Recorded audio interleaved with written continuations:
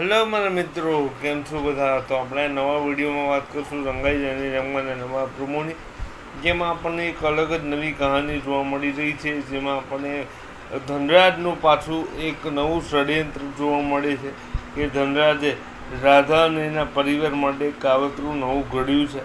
એ કાવતરું શું છે એ આપણે આ વિડીયોમાં હું તમને કહેવાનું છું કે ધનરાજ એવું શું કરવાનું છે જેથી રાધા અને એના પરિવારને તકલીફ પહોંચવાની છે. તો ધનરાજ ઉર્મિલાને કહે છે કે હમણાં જે ઘરમાં આગ લાગી છે, એટલે કે જે બાળક રાધાનું આવવાનું છે એની પાછળ ઘણી બધી વાતો થઈ રહી છે. ક્રિશ કહે છે કે આ મારું બાળક નથી, ને કિયારા પણ ક્રિશનો સાથ પુરાવે છે. આ બધું થાય છે અને ધનરાજ એમ કહે છે કે અત્યારે જે ઘરમાં આગ લાગી છે એનો ધુમાડો બહાર ફેલાવવાનો, કારણ કે સમાજ તો કહેવાનો જ છે કે આ બાળકનું પિતા કોણ છે, કારણ કે કોઈને ખબર નથી કે આ બાળકનું પિતા કોણ છે. તો શું રાધા ધનરાજના કાવતરામાં ફસાઈ જશે?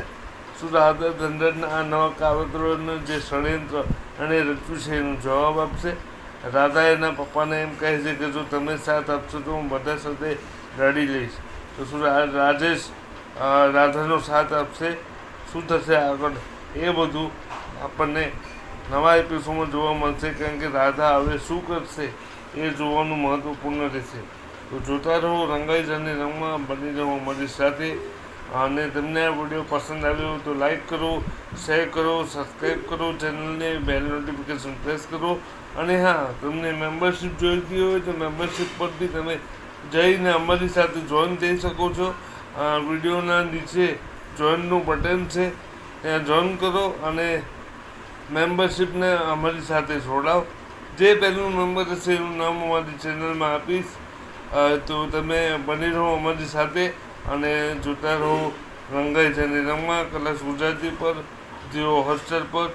ચાલો મિત્રો, મળીએ નવા વિડીયોમાં. ત્યાં સુધી જય શ્રી કૃષ્ણ. વિડીયો જોવા માટે તમારો ખૂબ ખૂબ આભાર. Thank you so much.